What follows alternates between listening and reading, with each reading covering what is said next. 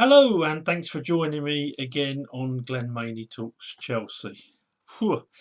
Uh, as I often do, I always leave it to the morning after the game to give you my thoughts. It gives me a chance to cool down, sober up, and yes. So yesterday we all witnessed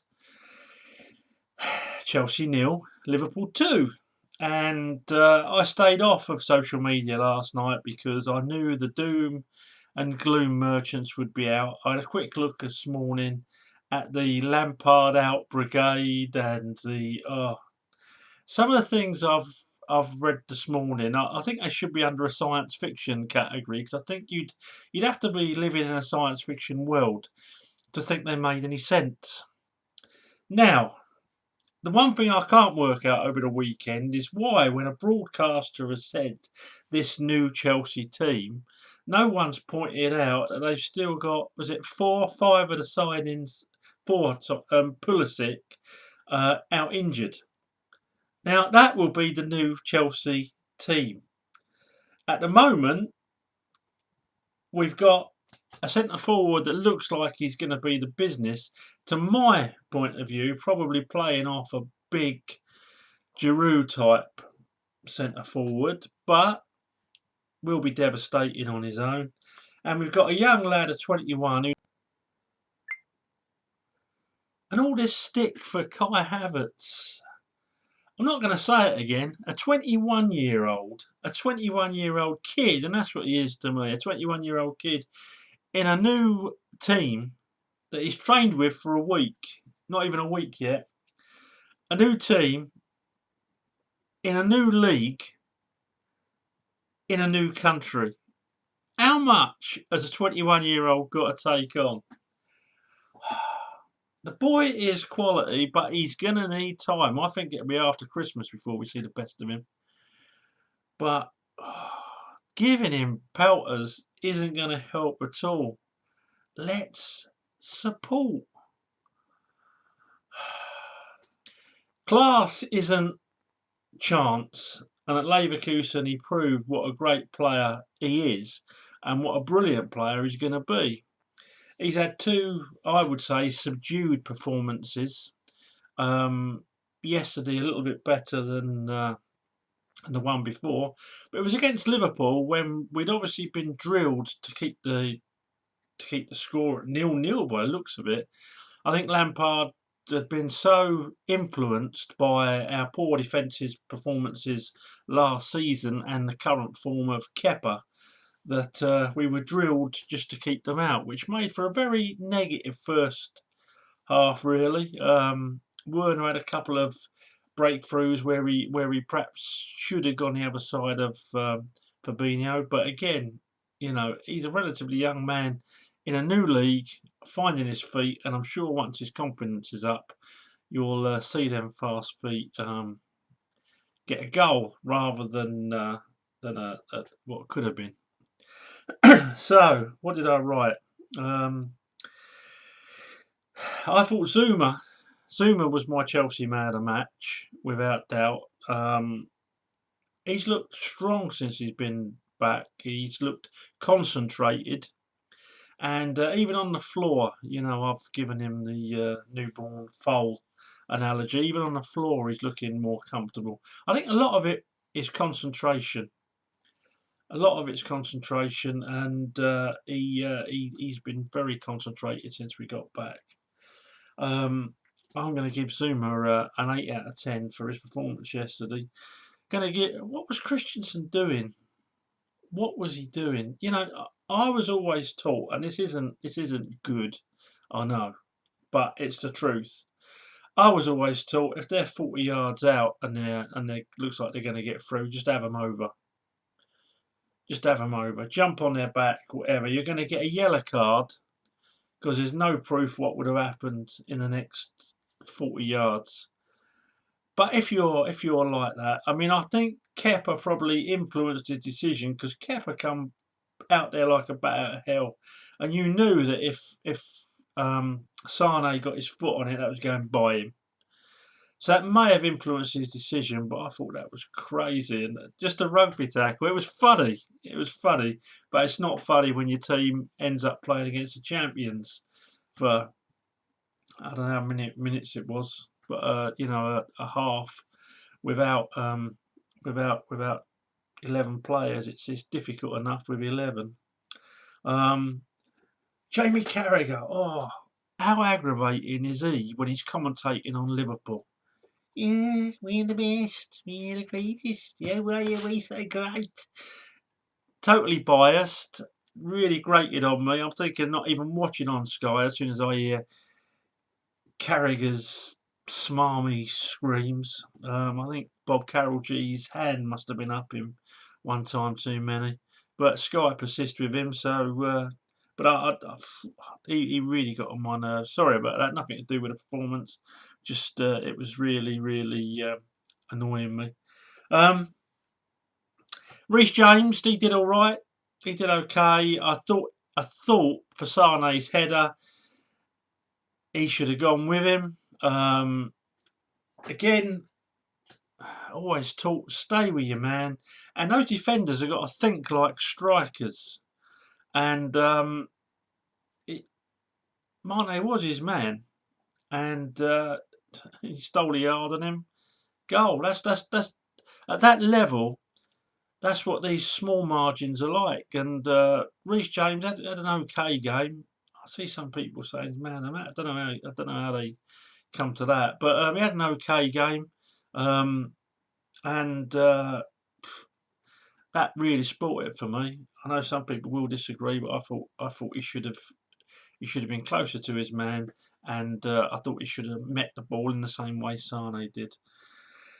And the other side, Alonso, it wasn't the game for him. I mean, I think perhaps Frank set up wrong yesterday. Perhaps he's learned from that. Like I say, he's a young manager, and I think he'll learn from it. So yeah, Mount got through his usual Mount load of work. Kante did well. Werner looked sharp. Kovacic was okay. He didn't set the world alight. And Jorginho, he played a couple of balls that were absolute stinkers. I don't know who they were to. Presumably for Werner, who was on the other side of the pitch, but I don't know what the thoughts were. And the penalty was weak. But anyone can miss a penalty. I'm not slating him for that. So I've got down Zuma, Werner, and Mount, Kante. Really, the only ones that can really hold their heads up and say, so we put a shift in. Tomori looked good when he came on. Heard so many rumours about his attitude not being great, but he looked good when he came on. Barkley, when he came on, gave us more of a physical presence. And Abraham for Jorginho. Yeah, Abraham, he run back. He looked okay. Yeah, so really it wasn't a shocking performance. It was I class it as a nothing performance, really. But until we get these players back, how can you judge? I've got a little note here, it made me laugh. Martin Tyler, he said the damage done here for Chelsea, either side of half time. Yeah, well, I reckon that goes without saying. But well spotted, Martin. If we'd been watching that and you hadn't been there, we would never have noticed that. And not a lot to say really until we get this 14. Oh, I'll tell you what I've got to do. I haven't worked out yet how to put those little things across the bottom that say subscribe. I don't know if you can see that. There you go. I'll put one of them across there, and I'll put like across there. See, Mr. Technology, you get everything on this channel. Oh yeah.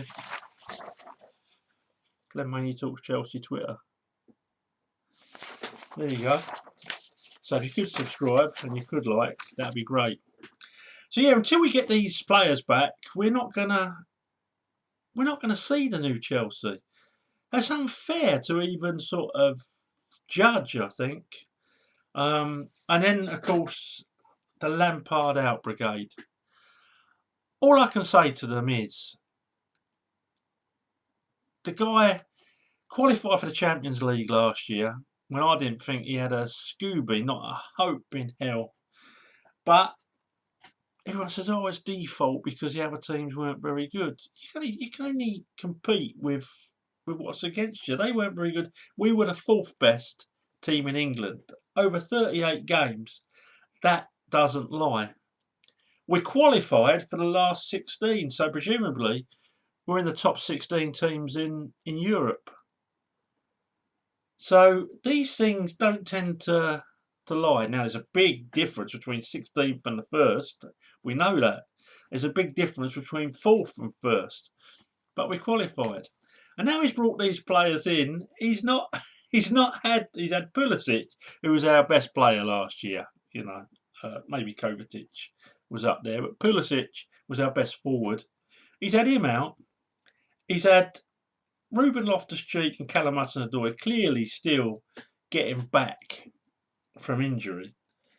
Thiago, Ziyech and Chilwell haven't been available to him. And he's still stuck with a goalkeeper that's got no confidence. Oh, I missed Kepa out, didn't I? Yeah, I can't even go there with Kepa.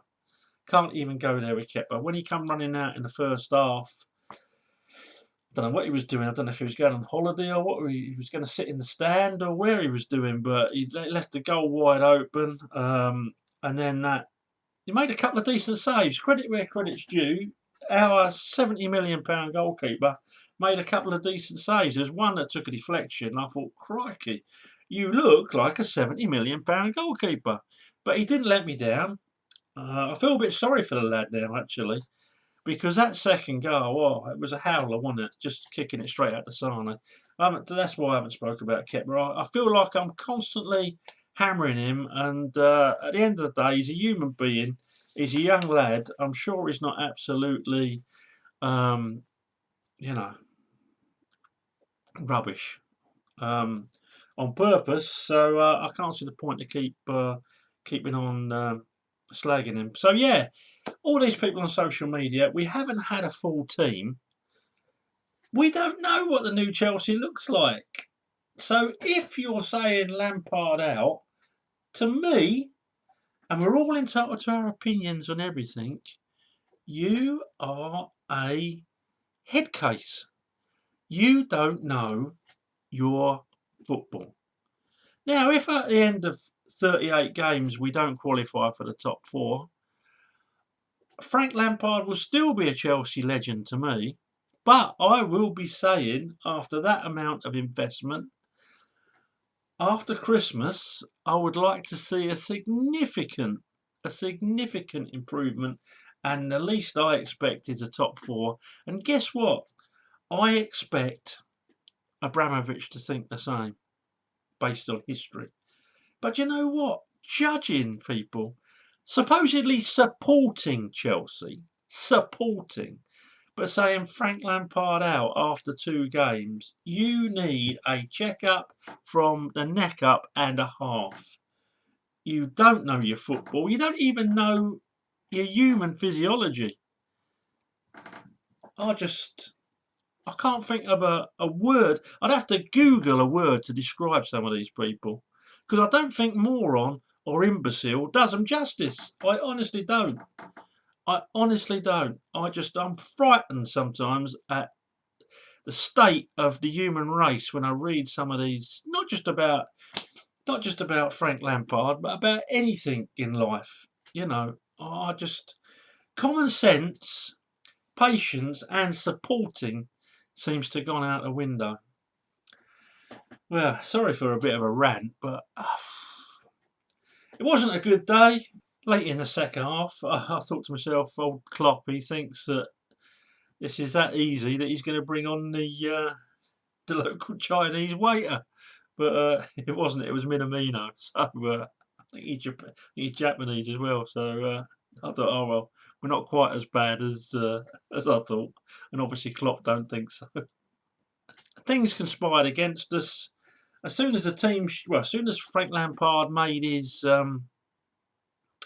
did his sort of like pre-game talk before and saying what our injury list was, and that the club doctors had said that so and so, so and so, so and so wasn't quite up to the fitness levels yet.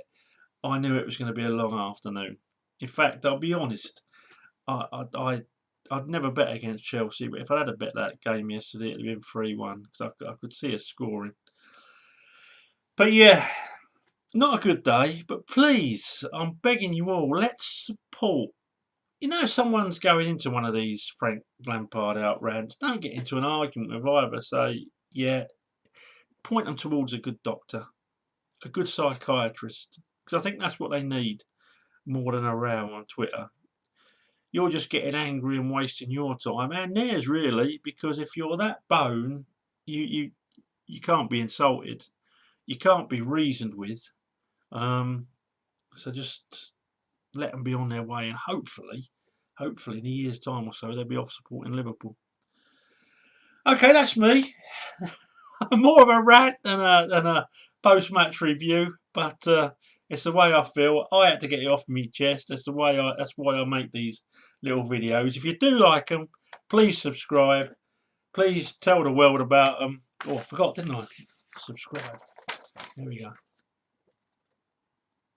I'd like to have one of those ring girls do this. I know it's... I'd get absolutely slated, wouldn't I? They're banned, aren't I? But it looked more effective than me sat here, some fat old bloke just waving subscribe in your face. Okay, onwards and upwards. On to Barnsley on Wednesday night. And whatever team we put out, I hope we beat them. And I shall speak to you about it on Thursday morning. Okay, have a good week. Up to Chelsea.